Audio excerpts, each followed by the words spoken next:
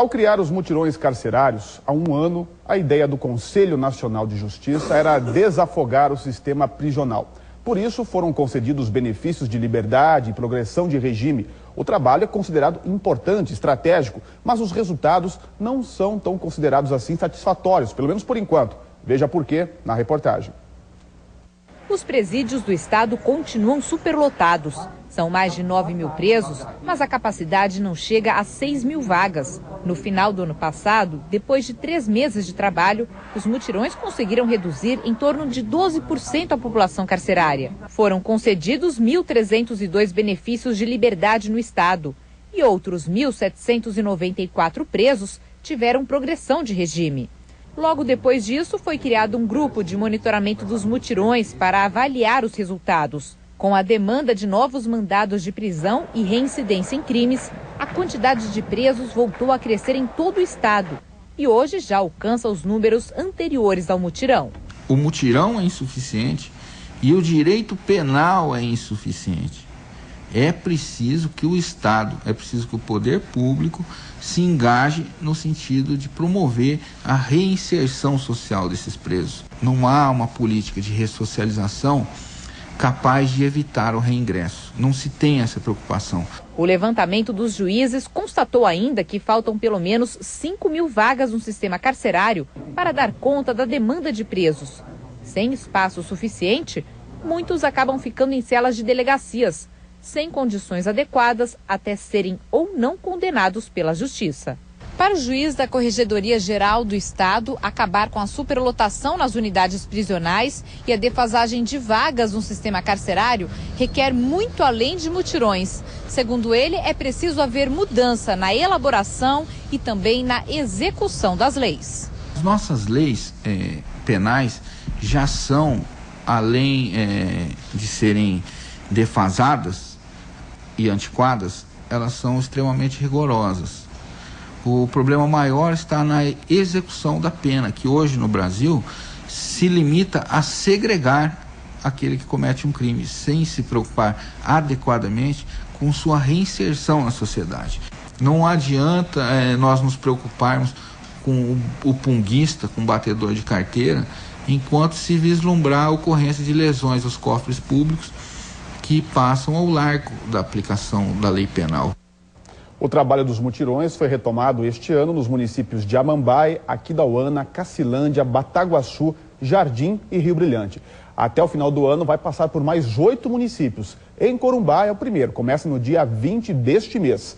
E para falar sobre esse assunto está aqui com a gente o juiz Alexandre Antunes. Bom dia, doutor. Bom dia. Como vimos na reportagem, a situação do mutirão é um trabalho que tirou aí ou analisou a situação de mais de 1.000 detentos. Mas, por enquanto, como que se avalia esse trabalho? É o suficiente ou ainda tem muito trabalho pela frente? Olha, o judiciário ele tem que cumprir o papel dele, que é a aplicação da lei e a execução das penas em tempo real. O processo de execução, ele passa por muitas mudanças ao longo da sua execução, seja por novas leis, novas interpretações dos tribunais, direitos subjetivos do preso. E o juiz tem que analisar isso constantemente, mas nem sempre o juiz da comarca ele tem tempo para isso. Então é necessário essas equipes especializadas para verificar esses processos e conceder esses direitos em tempo adequado. Você tem uma estimativa, por exemplo, eu anunciei que nesse resto de ano mais 8 municípios vão receber o mutirão. Dos presos que estão lá, dá para você ter uma ideia de quantos não deveriam estar nos presídios? Olha, o resultado dos mutirões tem ficado em torno de 10% a 15% de benefícios concedidos. E esses benefícios não são só a colocação em um regime mais brando, uma progressão, mas também a concessão de outros tipos, como a comutação da pena, que é a redução da pena, o indulto. E são vários benefícios que vão além da simples colocação em liberdade. Bem, a gente tem ali umas informações sobre os municípios que já foram visitados pelo mutirão. Vamos ver o resultado. Na comarca de Amambai, 191 processos foram analisados. 70 presos conseguiram benefício. Na comarca de Aquidauana, foram analisados 229 processos. 145 benefícios foram concedidos. Na comarca de Rio Brilhante, dos 155 processos analisados, 76 detentos conseguiram o benefício. Doutor, qual é o perfil dessas pessoas que conseguem o benefício? A maioria é de jovens? Olha, o nosso estado ele sofre uma tragédia muito grande em relação aos jovens do tráfico. São jovens que vêm do Paraná, de São Paulo, Minas, problema dos bolivianos e dos paraguaios que entram em nosso estado trazendo drogas e acabam sendo presos aqui. São pessoas pobres, oriundas das classes mais baixas, ou seja, soldados do tráfico. E é essa população que a gente tem mantido preso e custado muito dinheiro ao nosso estado. Então, enquanto não houver uma mudança na política criminal em relação às drogas desse país, uma reavaliação, nós não vamos conseguir vencer a batalha. Dá um exemplo para a gente.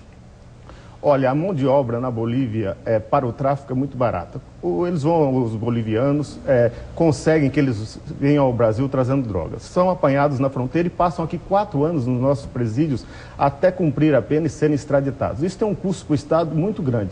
E no outro dia a reposição é feita com o mesmo tipo de pessoa que vem novamente para o Estado. Então, enquanto nós não tivermos uma decisão política da sociedade brasileira a respeito do consumo de droga, ou seja, nós precisamos tirar o direito penal da área das drogas e colocar outro direito, ou seja, tratamento, educação, área de saúde e educação. Isso é fundamental. Como o senhor disse um pouco antes, a maioria é jovens, pobres, que vêm do Paraná, São Paulo, região sudeste, região sul do país.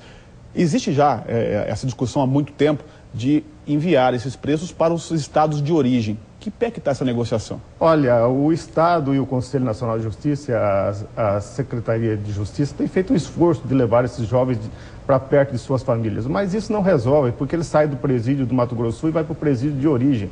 O problema não está onde ele vai ficar preso, o problema está por que ele está preso. É isso que nós temos que enfrentar.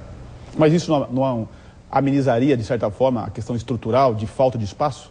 Amenizaria, mas momentaneamente. Você tira um, logo o outro vai ocupar o lugar. Então não adianta ficar essa política de remanejamento se nós não combatermos a causa do problema. E para essa causa depende de mudanças de lei.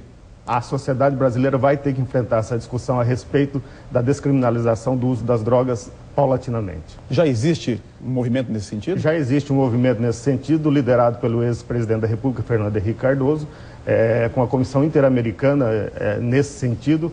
E recentemente o ministro Veloso assumiu a postura de tentar fazer como na Argentina, que a posse de pequenas quantidades de substâncias entorpecentes saia do direito penal e vá para outro ramo do direito. Tá ok. Eu conversei aqui com o Alexandre Antunes, juiz da Auditoria Militar. Obrigado pela presença aqui no Bom Dia MS. Obrigado.